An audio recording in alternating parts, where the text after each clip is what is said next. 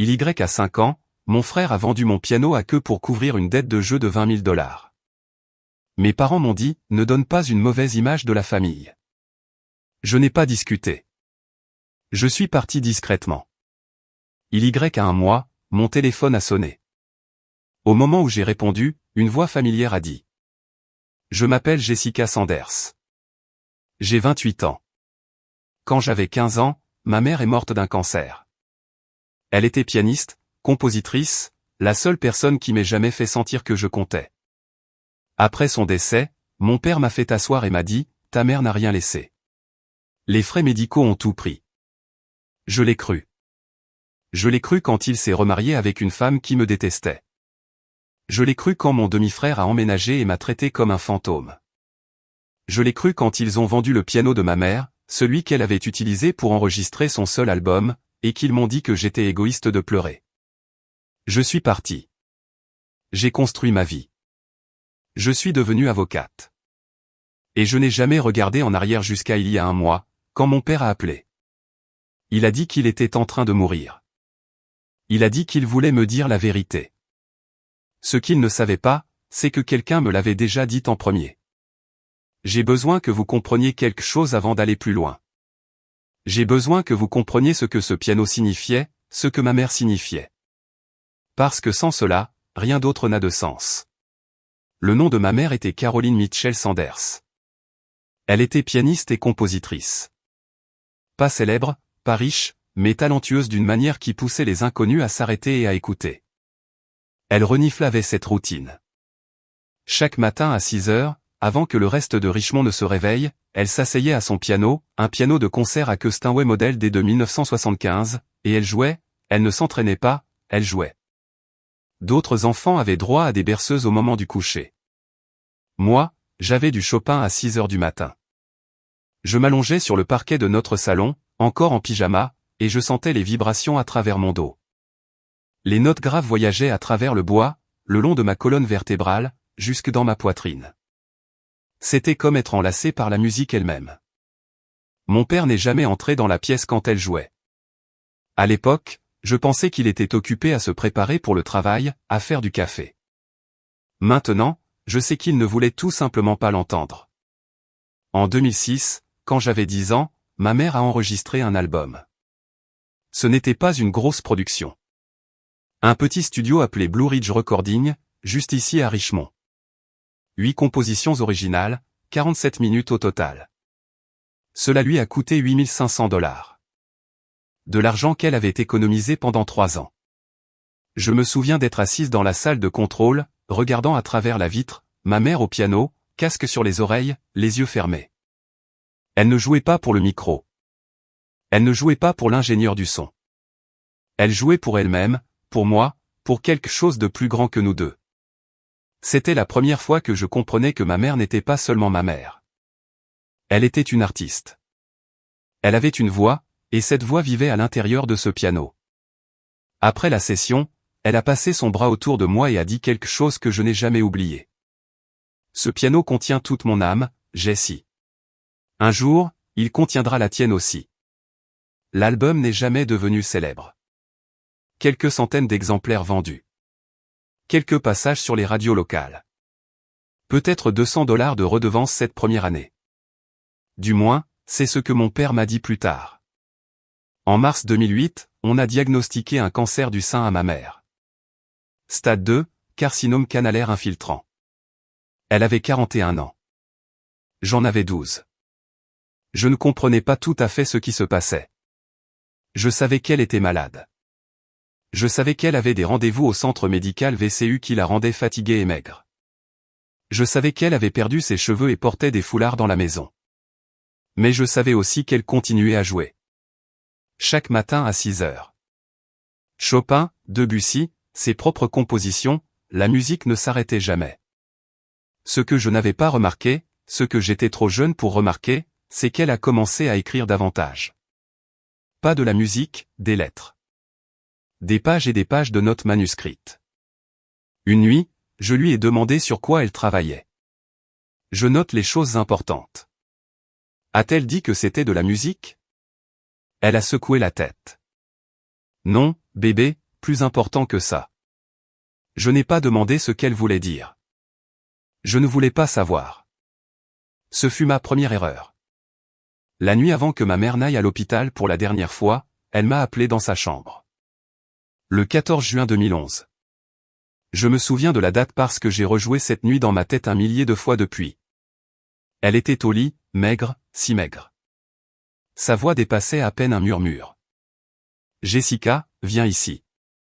Assieds-toi avec moi. » Je me suis assise sur le bord du lit. Je ne voulais pas la regarder. La regarder, c'était admettre qu'elle mourait. « Je dois te dire quelque chose, a-t-elle dit. À propos du piano, à propos de tout ce que j'ai créé. J'ai tout écrit. Ta tante Becca est au courant. Promets-moi que tu... Je l'ai coupé. Tu iras bien, maman. Tu vas bien aller. Puis j'ai couru. J'ai couru hors de la chambre, dans le couloir, jusque dans ma chambre. J'ai fermé la porte. J'ai mis mon oreiller sur ma tête et je n'ai jamais entendu ce qu'elle essayait de dire. Ce fut la dernière conversation que j'ai jamais eue avec ma mère. Elle est morte 5 jours plus tard, le 19 juin 2011, à 3h42 du matin, et j'ai passé les 13 années suivantes à croire qu'elle ne m'avait rien laissé. Le matin de la mort de ma mère, j'ai reçu un appel téléphonique à 6h03. La voix de mon père. Plate, contrôlée, sans émotion. Elle est partie. Jessica, viens à l'hôpital. Nous devons signer des papiers. Papier. Ce fut le premier mot que mon père a utilisé après la mort de ma mère. Pas, je suis désolé. Pas, je t'aime. Pas, nous traverserons ça ensemble. Papier. J'aurais dû le savoir alors. J'aurais dû le voir, mais j'avais 15 ans. Ma mère était morte et je ne voyais rien. Les funérailles ont eu lieu 5 jours plus tard à l'église épiscopale Saint-Mathieu. 247 personnes ont signé le registre. Ma mère avait touché beaucoup de vies. Je me suis assise au premier rang à côté de mon père. Renifle, les gens sont venus vers nous un par un, serrant des mains, offrant leurs condoléances.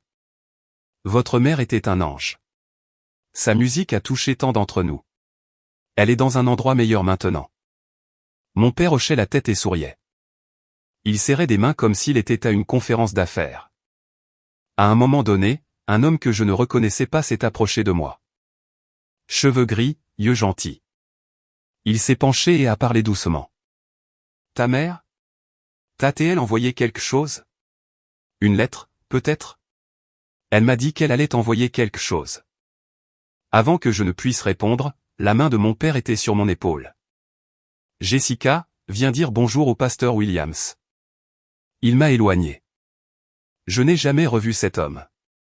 Je ne connaissais pas son nom à l'époque. Je le connais maintenant. Andrew Garrett, violoniste, collègue de ma mère. Il savait pour la lettre. Mon père s'est assuré que je ne le découvre pas. Une semaine après les funérailles, mon père m'a fait asseoir à la table de la cuisine. Renifle 19h30, le 26 juin 2011. La maison était calme. Trop calme. Le piano trônait dans le salon, intact. Jessie, nous devons parler de certaines choses, a-t-il dit. Il avait un dossier devant lui, des papiers à l'intérieur. Ta mère n'avait pas de testament. Elle était trop malade pour penser à ces choses à la fin. Et les factures médicales. Il a secoué la tête. 3 ans de traitement. L'assurance ne couvrait qu'une partie. En fait, nous sommes endettés maintenant. Je l'ai dévisagé. Endetté? Environ 45 000 $. Je vais devoir faire des heures supplémentaires, faire quelques ajustements, mais on s'en sortira. J'ai hoché la tête. Je l'ai cru. Puis j'ai posé la question qui aurait dû me sauver. Et pour l'album de maman? La musique qu'elle a écrite. Mon père a souri. Un petit sourire triste. Jessie, personne n'a acheté cet album. Peut-être 200 $ en tout au fil des ans. Ta mère était talentueuse, mais elle n'était pas commerciale. Il n'y a rien là. Je l'ai cru. Pourquoi ne l'aurais-je pas fait? C'était mon père. Il venait de perdre sa femme. Il gérait tout. J'avais 15 ans, je noyais dans le chagrin, et j'ai cru chaque mot qu'il a dit. Quelques jours plus tard, je me suis souvenu de ce que ma mère avait dit au sujet de tante Becca, Rebecca Lawson, la petite sœur de ma mère. Elle vivait à Charlottesville, à environ 1 heure de route. Je l'ai appelée. Le téléphone a sonné 4 fois. Puis sa voix, tendue, fatiguée. « Jessica, ma chérie, comment tiens-tu le coup ? » « Je vais bien, tante Becca. Je voulais te demander quelque chose. » Maman a dit. Elle a dit que tu savais quelque chose. Quelque chose qu'elle a écrit. Silence au bout du fil. 4 secondes. 5. 6. Tante Becca ? Ma chérie. Sa voix était serrée. Ce n'est pas le moment. Ton père s'occupe de tout. Fais-lui confiance. D'accord. Je te parlerai quand les choses se seront calmées. Mais maman a dit. Je sais ce qu'elle a dit, mais pour l'instant, tu dois te concentrer pour surmonter ça. Ton père t'expliquera tout quand le moment sera venu. Elle a raccroché. L'appel a duré 4 minutes et 32 secondes. Je me souviens de la durée exacte parce que j'ai fixé mon téléphone pendant un long moment après, me demandant pourquoi ma tante avait l'air si effrayée. Je me suis dit qu'elle était juste en deuil, tout comme moi. 13 ans plus tard, j'ai découvert qu'elle était terrifiée, non pas par le deuil, mais par mon père. Cet été-là, j'ai essayé de m'adapter à la nouvelle normalité. Ma mère n'était plus là. Mon père était distant. La maison ressemblait à un musée. Le piano trônait dans le salon, silencieux. Je m'asseyais parfois devant lui, sans jouer, juste en touchant les touches. Elle semblait froide, comme si la chaleur en avait été aspirée. Mon père a commencé à faire des heures supplémentaires, rentrant après 22 heures la plupart des soirs. Je dînais seul 5 ou 6 fois par semaine. Cela ne me dérangeait pas. Être seul était plus facile qu'être avec lui. Puis en août, il a commencé à mentionner un nom. Brenda. J'ai rencontré quelqu'un au travail, a-t-il dit. Juste une collègue. Elle m'a aidé à traverser tout ça. Je n'ai pas demandé en quoi elle l'avait aidé. Je ne voulais pas savoir. Mon père m'a présenté à Brenda Holloway le 14 octobre 2012. Je me souviens de la date parce que je me souviens de ce qu'elle portait. Une robe rouge, un collier de perles, des talons qui claquaient sur notre parquet. Elle est entrée dans notre maison comme si elle l'évaluait. Quelle belle maison, Léonard, a-t-elle dit en regardant autour d'elle. Puis ses yeux se sont posés sur le piano. Cette chose prend tellement de place, n'est-ce pas? Cette chose. C'est ainsi qu'elle a désigné le piano de ma mère. Pas, ce bel instrument. Pas, le piano de ta défunte épouse. Cette chose. J'ai su à cet instant précis que cette femme était mon ennemie. Elle m'a souri. Un large sourire répété. Aucune chaleur derrière. Tu dois être Jessica. Ton père m'a tellement parlé de toi. Elle avait 42 ans, ancienne agente immobilière, divorcée, sans enfant. Elle a apporté une bouteille de vin qui coûtait 85 $. J'ai vérifié plus tard. Mon père était sous le charme. Je pouvais le voir dans ses yeux, et je pouvais voir autre chose. La façon dont Brenda regardait notre maison, nos affaires, les affaires de ma mère, elle ne regardait pas une famille. Elle regardait un bien immobilier. 2 mois plus tard, mon père a annoncé qu'il était fiancé. Décembre 2012, j'avais 16 ans.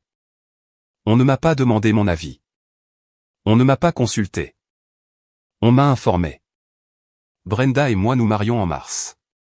J'espère que tu seras heureuse pour nous, Jessie. Heureuse? Ma mère était morte depuis 18 mois et mon père se remariait. Je n'ai rien dit. Qui avait-il à dire? Les changements ont commencé immédiatement. Brenda a emménagé, a commencé à redécorer. Les photos de ma mère ont été enlevées. D'abord du salon, puis du couloir, puis de la chambre. Ses livres ont disparu, ses partitions, ses disques. Une par une, chaque trace de Caroline Mitchell Sanders a été effacée de cette maison. Tout, sauf le piano, qui est resté. Non pas parce que Brenda le voulait là. Je pouvais voir à quel point elle le détestait chaque fois qu'elle passait devant. Mais parce qu'il était lourd, parce que le vendre demandait des efforts, mon père m'a assuré qu'il resterait. Le piano ne va nulle part, Jessie. C'est un actif familial. Un actif, pas un souvenir, pas un hommage. Un actif. Je commençais à voir un schéma. Travis. Le fils de mon père issu de son premier mariage, avant ma mère. Je ne savais même pas qu'il existait jusqu'à ce mois-là. Mon père ne parlait jamais de son premier mariage. Ça s'était mal terminé. Il a dit que lui et la mère de Travis s'étaient séparés avant ma naissance. Travis vivait avec sa mère à Norfolk, mais elle l'avait mis à la porte. Des problèmes de comportement, a dit mon père. Il n'a pas donné de détails. Travis avait 17 ans, grand, en colère. Il avait une cicatrice au-dessus du sourcil gauche à la suite d'une bagarre. Renifle la première fois que nous nous sommes rencontrés, il m'a regardé de la tête aux pieds comme si j'étais un désagrément. Alors, c'est toi la princesse qui a tout eu. Ça doit être bien. Je ne comprenais pas ce qu'il voulait dire. J'avais perdu ma mère. Je n'avais rien eu. Mais Travis voyait les choses différemment. Dans son esprit, je lui avais volé son père, volé sa vie, volé son héritage. Brenda lui avait rempli la tête d'histoires pendant des mois, et maintenant nous vivions sous le même toit. La nouvelle hiérarchie dans notre maison était claire. Brenda contrôlait l'argent, tout l'argent. Mon père lui a tout cédé par souci de simplicité. Travis était la priorité. Ses besoins passaient en premier. On s'accommodait de ses humeurs. Ses erreurs étaient pardonnées. Et moi? J'étais une locataire, une pensionnaire dans ma propre maison. Quand j'ai eu 17 ans, Brenda m'a informé que je commencerais à payer un loyer. $300 par mois. Tu as ce travail au café, n'est-ce pas? Il est temps de commencer à contribuer comme une adulte.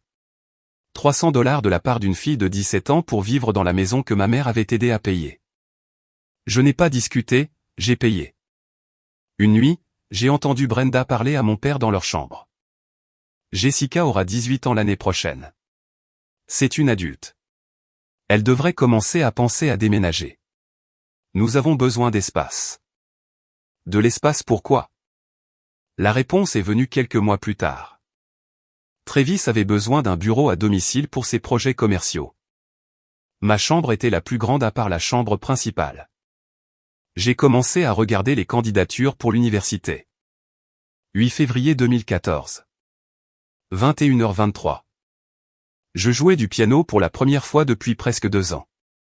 La musique de ma mère, une de ses compositions originales, quelque chose qu'elle appelait « lumière du matin ». J'étais rouillé. Mes doigts trébuchaient sur les touches, mais la mélodie était là, sa mélodie. Je n'ai pas entendu Brenda entrer. Elle se tenait derrière moi, silencieuse, attendant que je m'arrête. Quand j'ai fini, elle a parlé. Tu joues exactement comme elle. Je me suis retourné. Même posture, même pose avant le changement d'accord. C'est troublant. Elle ne l'a pas dit comme un compliment. Elle l'a dit comme un diagnostic. Puis elle s'est penchée plus près. Léonard déteste entendre ça. Chaque fois que tu touches ce piano, il voit son fantôme. Tu devrais arrêter. Elle est sortie. Cette nuit-là, j'ai fermé le couvercle du piano. Je n'ai plus joué pendant 10 ans. 5 ans ont passé. Je suis allé à l'université, puis à la faculté de droit. Je rentrais à la maison le moins possible, mais en mars 2019, j'ai fait l'erreur de venir en visite.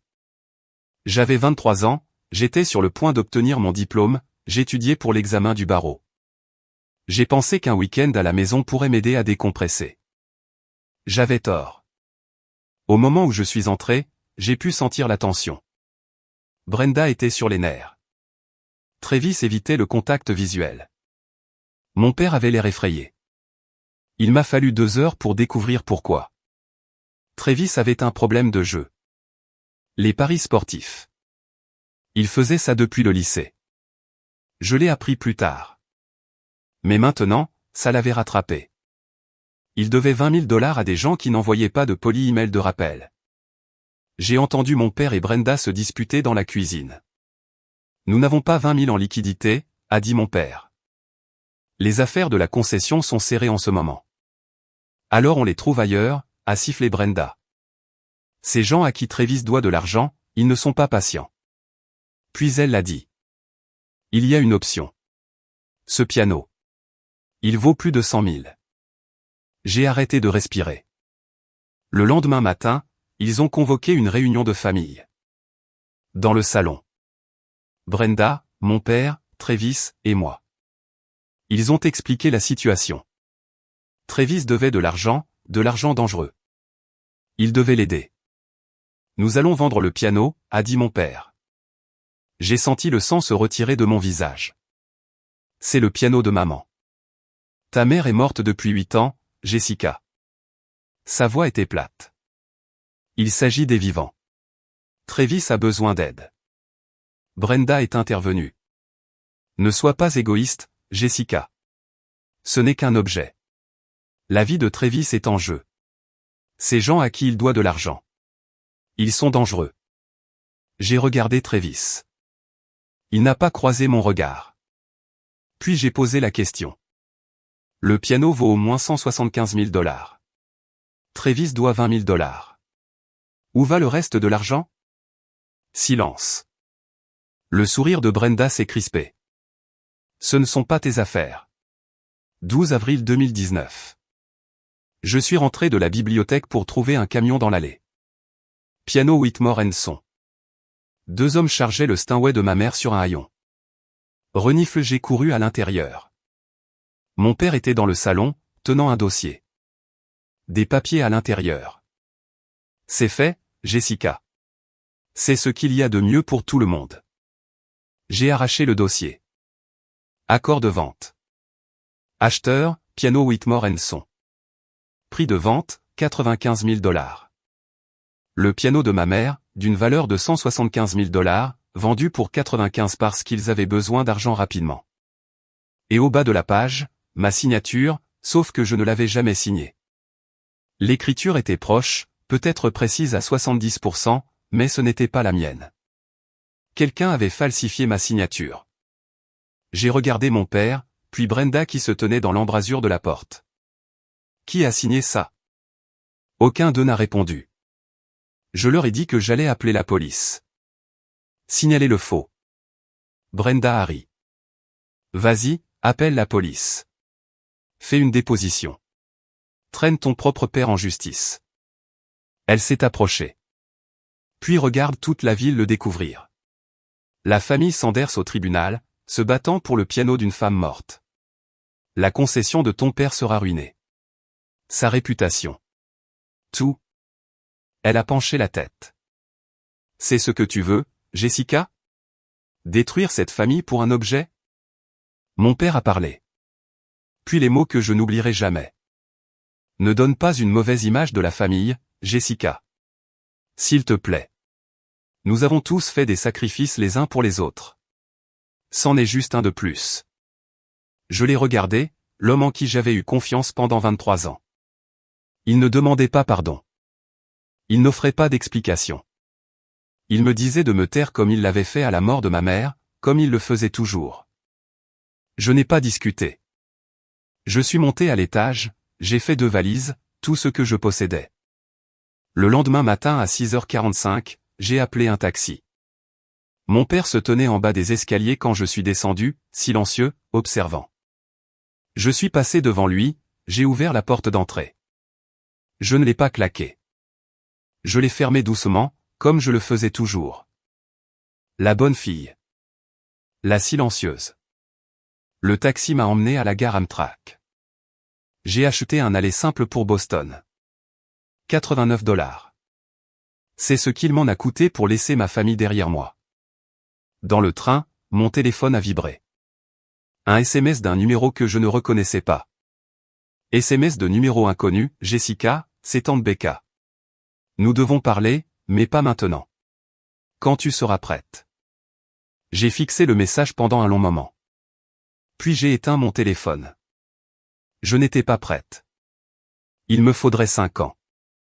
2 jours plus tard, Travis m'a envoyé un SMS. SMS. Travis, merci de ne pas avoir fait ta reine du drame.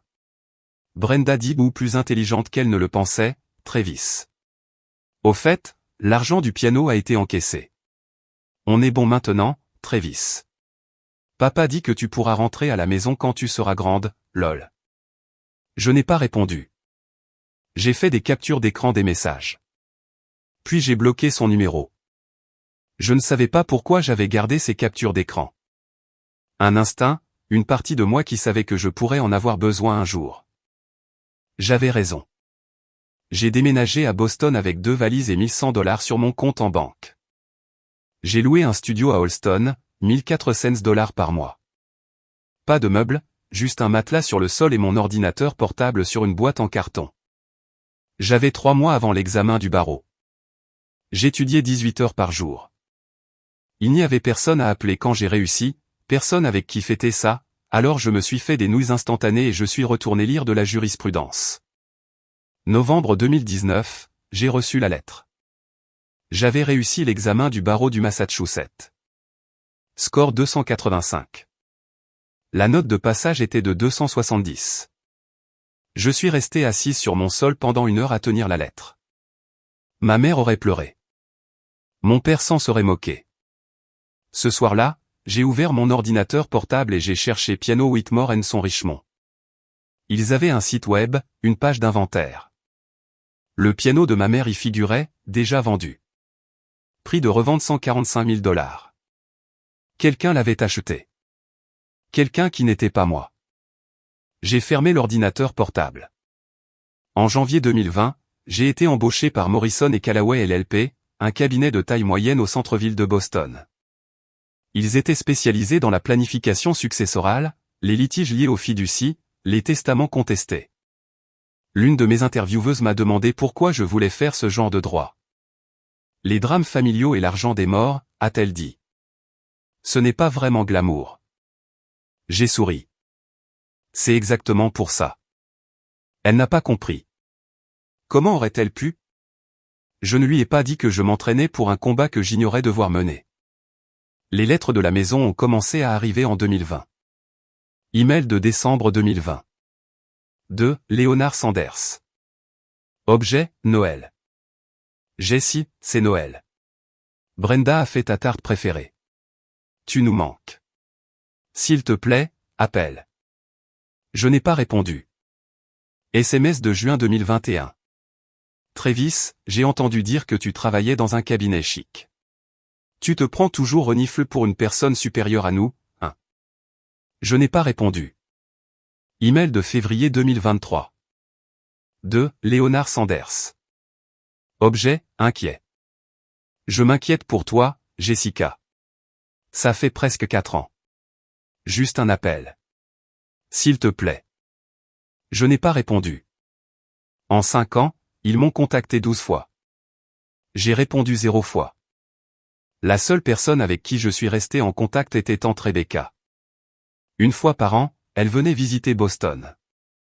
Nous nous retrouvions pour prendre un café dans un établissement de Newbury Street. Elle avait toujours l'air nerveuse, elle voulait toujours me dire quelque chose. En septembre 2022, elle l'a presque fait. Il y a quelque chose que j'aurais dû te dire il y a des années, Jessica. À propos de ma mère? À propos de ce qu'elle t'a laissé? J'ai posé ma tasse de café. Qu'est-ce que tu veux dire? Elle a secoué la tête. Je ne peux pas. Pas encore. Ton père. Il quoi? Elle n'a pas répondu. Elle a juste regardé ses mains. Quand tu seras prête, ai-je dit, fais-le-moi savoir. Je pensais être poli. Je ne savais pas qu'elle attendait quelque chose. Elle attendait que mon père meure. En 2024, j'avais 28 ans, j'étais avocate collaboratrice chez Morrison & Callaway, spécialisée dans les testaments contestés et la fraude successorale. Salaire de $195 000 par an. J'avais un appartement dans Back Bay, un bel immeuble, une belle vue sur la rivière Charles, pas de piano. J'avais un petit clavier électronique dans le coin. Je n'y jouais jamais. Certaines blessures ne guérissent pas. On apprend juste à vivre avec. Puis un soir de janvier 2024, mon téléphone a sonné. 21h47. Identification de l'appelant. Papa. J'ai laissé sonner 4 fois. Puis j'ai répondu. Jessie, tu es là. La voix de mon père, mais différente, plus fine, plus faible. Je n'ai rien dit. Jessie, s'il te plaît, ne raccroche pas. Je suis là.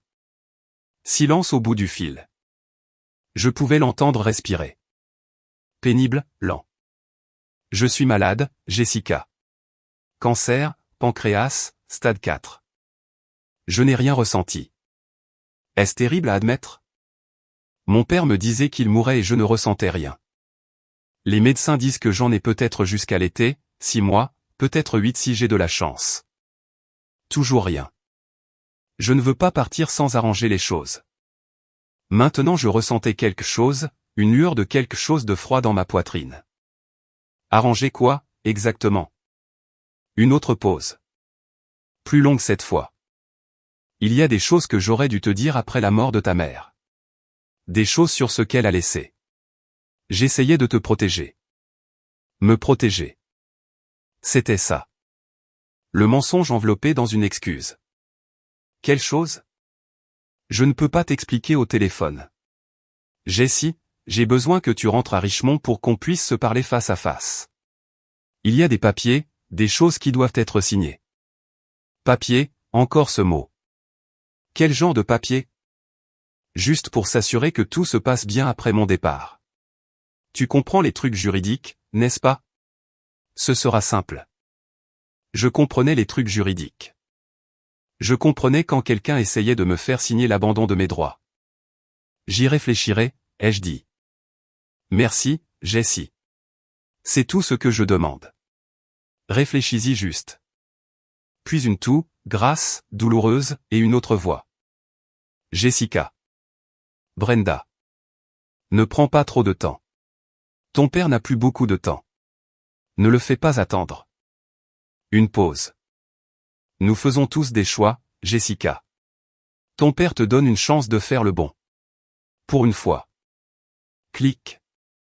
L'appel a duré 6 minutes et 14 secondes. Je me suis assise dans mon appartement, tenant mon téléphone, fixant le mur. Pour une fois, a-t-elle dit. Comme si c'était moi qui avais échoué. Comme si c'était moi qui leur devais quelque chose. Mes mains tremblaient, mais pas de peur. 2 jours plus tard, mon téléphone a de nouveau sonné. Un numéro différent cette fois. Charlottesville, Virginie. Tante Rebecca. Jessica, avant que tu ailles voir ton père, il y a quelque chose que tu dois savoir. Sa voix était différente, plus tranchante, plus urgente que je ne l'avais jamais entendue. J'ai gardé le silence pendant 13 ans. J'avais peur. Ton père a le don de faire peur aux gens, mais il se meurt maintenant. Et je ne peux pas te laisser entrer dans cette maison sans connaître la vérité. Quelle vérité? Je l'ai entendu prendre une grande inspiration. Ta mère avait un testament, Jessica. Et tu es la seule héritière. La pièce est devenue silencieuse. Le battement de mon propre cœur était la chose la plus forte que je pouvais entendre. De quoi parles-tu? Une lettre. Ta mère l'a écrite à la main avant de mourir. Ça dit tout. Le piano, sa musique, les droits sur ses compositions. Tout cela t'appartient. C'est impossible. Papa a dit qu'il n'y avait pas de testament. Il a dit. Il a menti. Jessica, il ment depuis le jour où elle est morte. Tante Rebecca m'a envoyé un scan de la lettre ce soir-là. Pièce jointe de mail de Rebecca Lawson. Objet, ce que Caroline t'a laissé. Pièce jointe, Caroline lettre 211. PDF. Je l'ai ouverte. 2 pages de papier ligné jaune.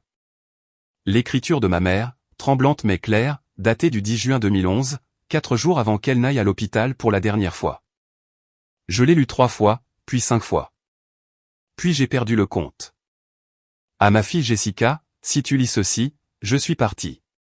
J'aurais aimé pouvoir te le dire en personne, mais le temps a manqué plus vite que je ne m'y attendais.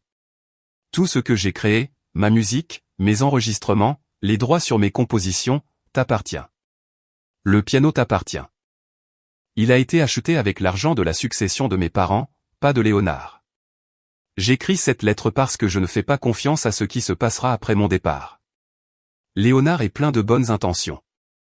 Mais Brenda, je vois comment elle regarde notre famille, comment elle te regarde. Ma sœur Rebecca a une copie de cette lettre. L'original est dans la banquette du piano, sous le double fond. Je l'ai mise là parce que certaines choses doivent être cachées à la vue de tous.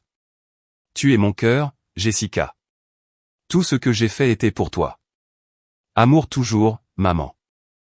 Je l'ai relu. Ma mère m'avait tout laissé. Et mon père m'avait dit qu'elle n'avait rien laissé. Il n'avait pas seulement caché la vérité. Il m'a menti directement en face quand j'avais 15 ans, debout à côté du cercueil de ma mère. J'ai rappelé Rebecca. Pourquoi ne me l'as-tu pas dit plus tôt? Sa voix s'est brisée. Je le voulais. Je t'ai appelé, tu te souviens?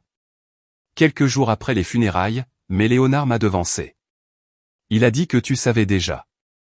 Il a dit que tu avais accepté de le laisser tout gérer jusqu'à tes 25 ans. Il a fait en sorte que ça paraisse si raisonnable. Je l'ai cru. Et après ça, j'ai posé des questions à ce sujet à quelques reprises au fil des ans. Il avait toujours une excuse. Jessica est trop jeune. Jessica se concentre sur l'école. Jessica n'a pas besoin d'être encombrée par ça. J'aurais dû insister davantage. J'aurais dû te le dire moi-même. Je suis tellement désolé. Je n'ai rien dit. Il y a plus, a-t-elle dit. En 2014, il s'est passé quelque chose. La musique de ta mère. Elle a été repérée. Un film. Un film indépendant. Il a utilisé 3 de ses compositions. Quel film? Ça s'appelait Winterlight. Une sorte de truc d'art et d'essai. Mais il a bien marché. A été nominé pour un Independent Spirit Award. J'ai tapé le nom dans mon navigateur. Résultat. Winter 2014. Réalisé par Nicholas Porter. Musique originale de Caroline Mitchell. Le nom de ma mère sur un vrai film. Un éditeur de musique a contacté ton père cette année-là, a poursuivi Rebecca. Crescent Music Publishing, il voulait acheter tout le catalogue, toutes les compositions de Caroline. Combien? Je ne sais pas exactement, mais Andrew Garrett, il était un ami de ta mère, un violoniste. Il m'a dit que c'était environ 150 000 $ d'avance, plus des redevances. 150 000 $ plus des redevances pendant 10 ans. Jessica, cet argent aurait dû être à toi. Jusqu'au dernier centime. J'ai ouvert le site web de recherche d'entités commerciales de la State Corporation Commission de Virginie. J'ai tapé Hollowell Media Partners. Résultat, Hollowell Media Partners LLC formé le 14 février 2014. Agent enregistré, Leonard A. Sanders.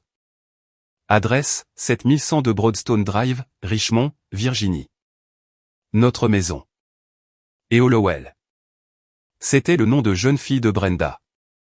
Mon père avait créé une société écran, lui avait donné le nom de sa nouvelle femme, 2 mois avant l'accord avec l'éditeur. Ce n'était pas une erreur. Ce n'était pas de la confusion. C'était un vol calculé. J'ai additionné les chiffres. 150 000 $ pour la vente du catalogue. 10 ans de redevance, probablement 15 000 à 20 000 $ par an. Disons 180 000 $ au total. Plus le piano vendu pour 95 000 $ au total. Plus de 425 000 $. Tout m'appartenait. Tout a été volé. Et maintenant, mon père était mourant. Et il voulait que je rentre à la maison pour signer des papiers. Je comprenais maintenant. Il n'appelait pas pour s'excuser. Il appelait pour s'assurer que je ne le découvre jamais. La lettre originale, ai-je dit à Rebecca. Maman a dit qu'elle était cachée dans la banquette du piano. Je sais, mais le piano a été vendu. Qui l'a acheté? Je ne sais pas. Un revendeur. Puis un collectionneur privé, je crois. Je vais le découvrir. J'ai pris la semaine suivante de congé au travail. Je leur ai dit que c'était une urgence familiale. C'était techniquement vrai. Nous avons appelé Piano Whitmore & Son. Ils ont été utiles. Trop utiles. Oui, nous avons acquis ce Steinway en 2019. Magnifique instrument.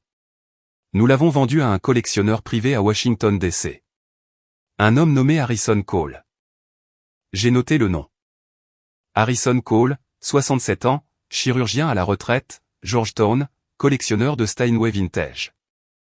J'ai trouvé ses coordonnées par le biais des registres publics. Je l'ai appelé. Dr. Cole, je m'appelle Jessica Sanders. Je crois que vous avez acheté le piano de ma mère. Silence. Mademoiselle Sanders. Oui, je connais l'instrument auquel vous faites référence.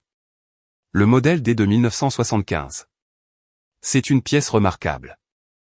Dr. Cole, je dois vous dire quelque chose. Ce piano a été vendu sans mon consentement.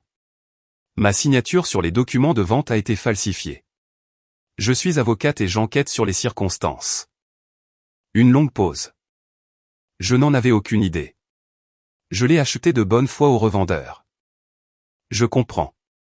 Je ne vous accuse de rien. J'essaie de récupérer l'héritage de ma mère. Une autre pause. Mademoiselle Sanders.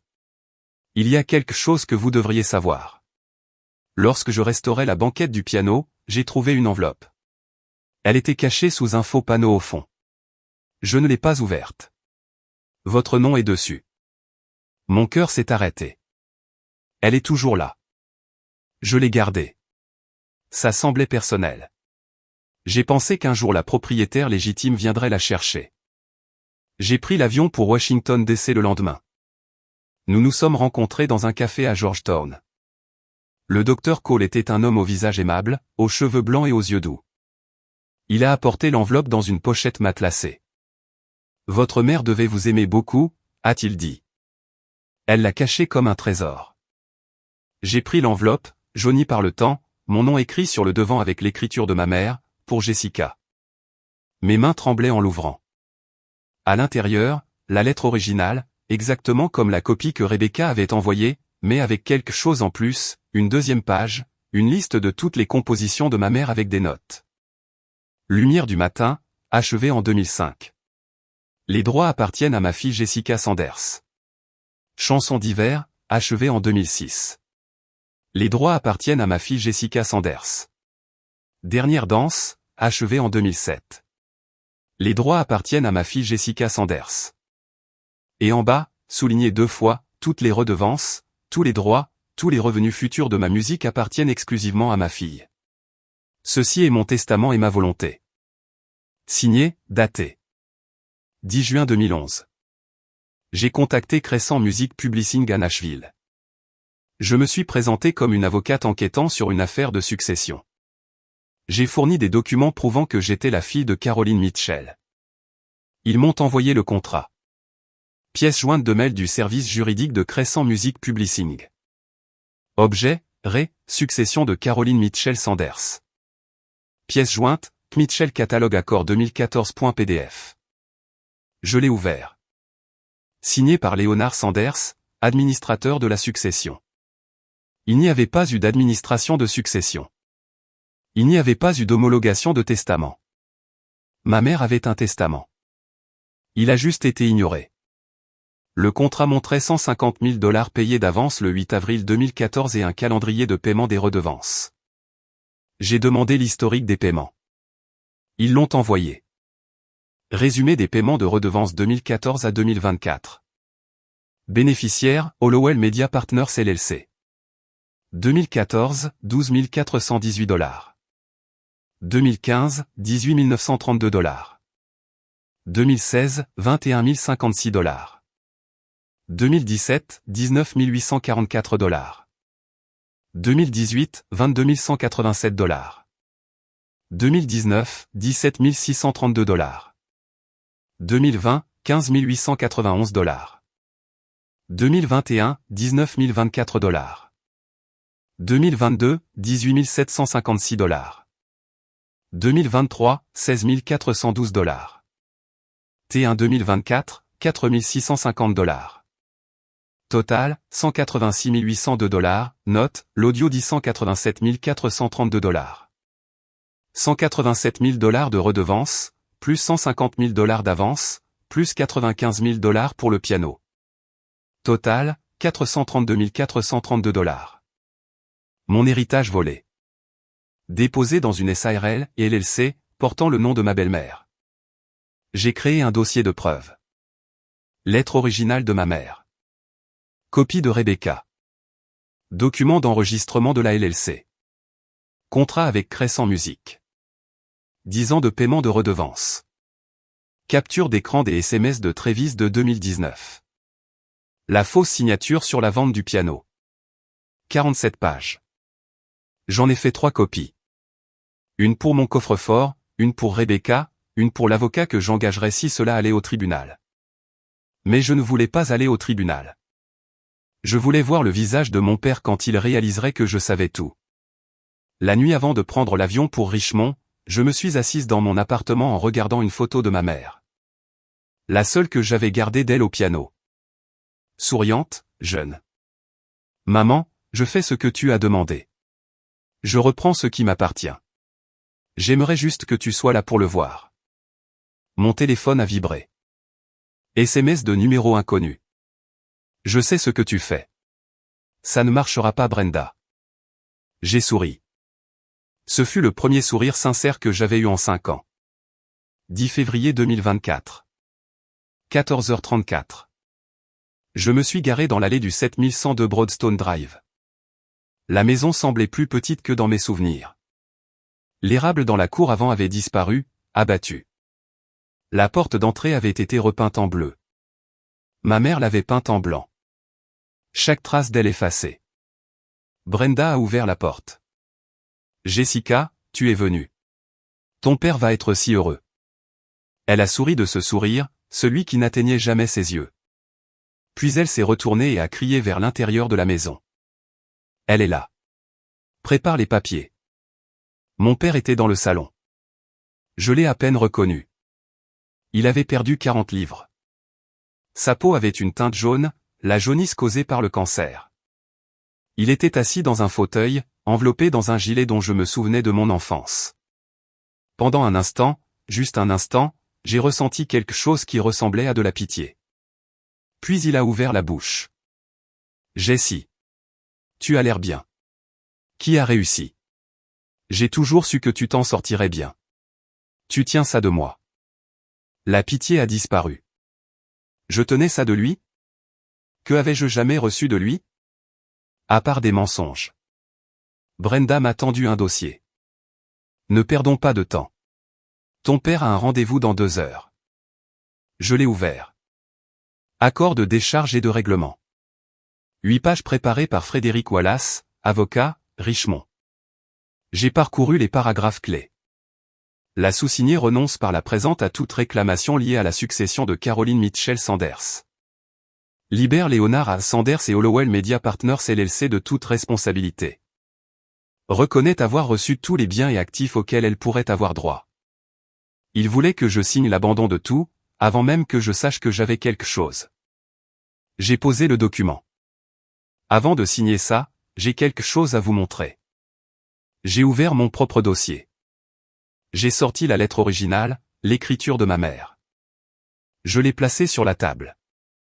La pièce est devenue silencieuse. Tu reconnais l'écriture, papa? C'est celle de maman. Datée du 10 juin 2011, 5 jours avant sa mort.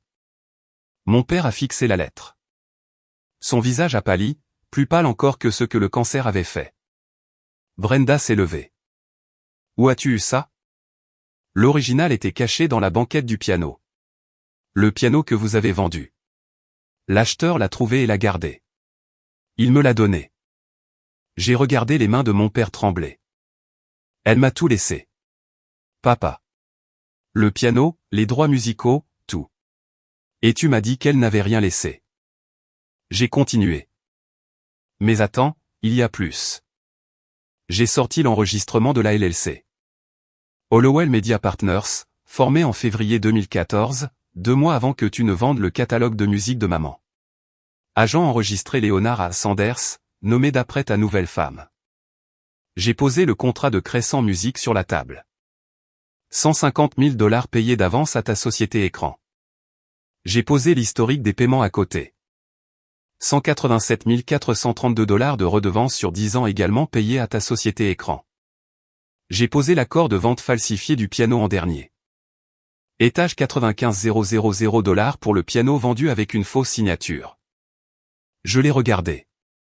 Total, 432 432 $. De l'argent qui m'appartenait. Volé par mon propre père. Travis s'est levé de son coin. C'est quoi ce bordel? La voix de Brenda est devenue aiguë. Léonard, dis quelque chose. Mon père m'a juste regardé. Il n'a pas nié. Il n'a pas expliqué. Il m'a juste regardé avec les yeux d'un homme qui s'est fait attraper. Brenda a tenté une dernière carte. Cette lettre est fausse. Tu l'as falsifiée. Tu essaies de détruire cette famille. Je ne lui ai pas répondu. J'ai gardé les yeux fixés sur mon père. Papa, est-ce qu'elle est fausse? Silence. La lettre est-elle fausse? Il a secoué la tête lentement. Brenda, arrête. Elle l'a dévisagé. Léonard. Elle sait. C'est fini. Elle sait tout. Il m'a regardé. Je n'aurais jamais pensé que tu le découvrirais. Je pensais que si tu ne savais jamais, ça ne te ferait pas de mal. J'ai laissé le silence s'étirer. Tu as pensé que ça ne me ferait pas de mal de me faire voler mon héritage?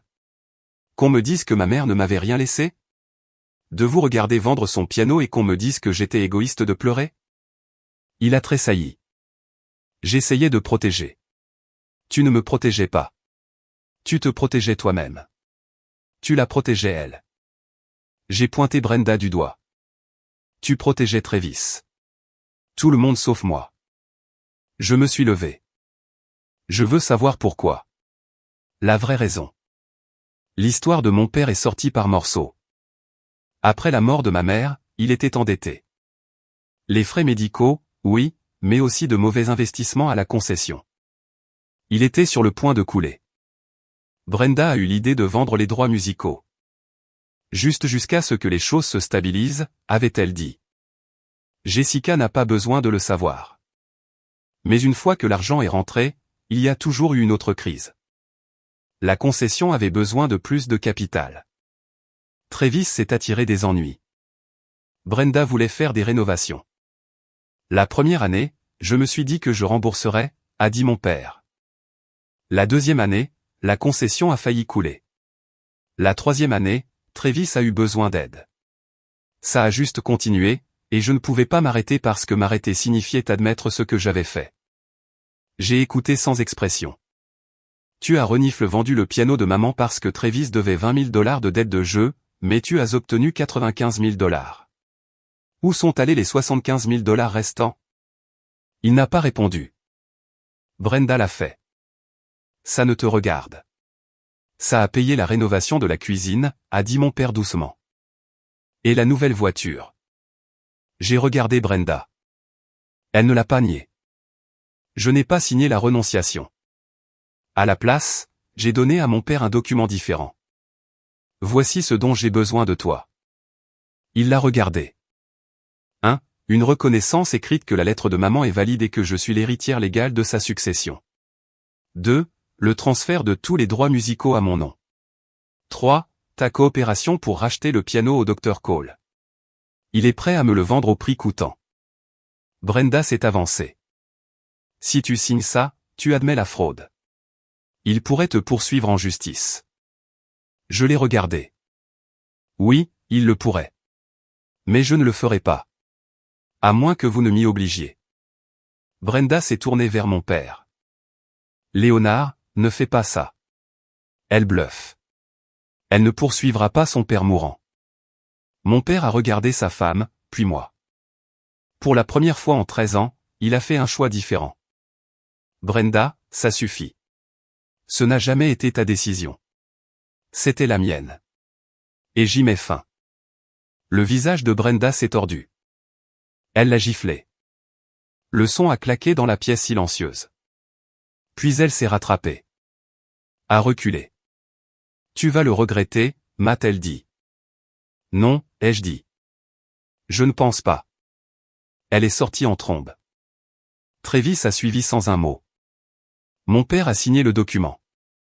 Sa main tremblait, à cause de la maladie, de l'âge, de la honte. Quand il a eu fini, il a poussé le papier de l'autre côté de la table. Pour ce que ça vaut, a-t-il dit, je suis désolé, Jessie. Pas pour m'être fait attraper, pour l'avoir fait en premier lieu. J'ai été faible. Je t'ai laissé tomber. J'ai laissé tomber ta mère. Je n'ai rien dit. Est-ce que tu me pardonneras? Je me suis levé, j'ai regardé l'endroit où se trouvait le piano.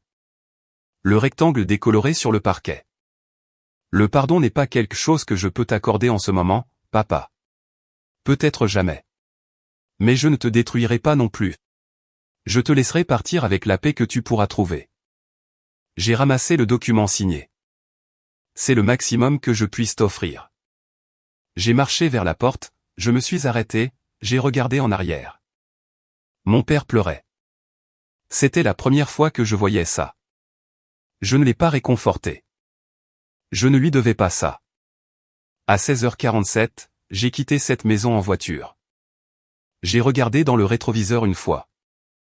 La maison est devenue de plus en plus petite, puis elle a disparu. Dans l'avion de retour pour Boston, j'ai reçu un SMS de Rebecca. SMS. Tante Becca, fière de toi, ma chérie. Ta mère serait fière. Je n'ai pas pleuré. Pas encore. J'ai attendu d'être rentré chez moi. 2 semaines plus tard, le piano est arrivé. Le docteur Cole avait organisé l'expédition. Il a refusé d'accepter le paiement. Considérez cela comme un cadeau d'un mélomane à un autre. Les déménageurs l'ont placé dans le coin de mon appartement, près de la fenêtre qui donne sur la rivière Charles. Je me suis assise, j'ai posé mes mains sur les touches. J'ai joué le premier morceau que ma mère m'a jamais appris. Chopstick. La chanson la plus simple du monde. Mais sur son piano, dans mon appartement, c'était la chose la plus belle que j'ai jamais entendue. J'ai pleuré pendant 20 minutes. Pas de tristesse. D'autre chose, de soulagement. D'achèvement. Une boucle enfin bouclée. Mon téléphone a vibré. SMS. Numéro inconnu. Ce n'est pas fini. Brenda. J'ai souri. J'ai supprimé le message. J'ai bloqué le numéro. C'était fini pour moi. 3 mois se sont écoulés depuis ce jour à Richmond. Mon père est toujours en vie, à peine. Il est en soins palliatifs maintenant, à la maison. Brenda est toujours là. Travis a déménagé. Apparemment, ses créanciers l'ont retrouvé. Je n'y suis pas allé. Certaines personnes me demandent si je regrette de ne pas être là quand il mourra. Je ne sais pas encore. Peut-être que oui. Peut-être que non. Mais je sais une chose. J'étais là pour moi-même quand personne d'autre ne l'était. Et ça compte plus que tout. Les chèques de redevance me parviennent maintenant. 14 200 $ le trimestre dernier. Ce n'est pas une somme qui change la vie, mais c'est à moi. Ça a toujours été censé être à moi. Je joue du piano tous les matins maintenant, à 6 heures. Exactement comme le faisait ma mère. Je ne suis pas aussi bonne qu'elle l'était. Je suis rouillé, je manque de pratique. Mais quand je joue sa musique, je la sens avec moi. C'est suffisant. Pendant 13 ans, j'ai été la bonne fille, la silencieuse, celle qui ne faisait pas d'histoire. Et ils ont utilisé ce silence pour tout me prendre.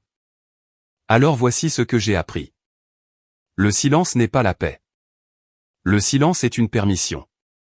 Et j'ai fini de donner la permission. Alors laissez-moi vous demander ceci. Si votre famille vous volait, pas seulement de l'argent, mais la mémoire de votre mère, votre héritage, votre confiance, est-ce que vous riposteriez, ou est-ce que vous maintiendriez la paix? J'ai fait mon choix. J'ai repris ce qui m'appartenait. Certaines personnes appellent ça de l'égoïsme. J'appelle ça de la survie.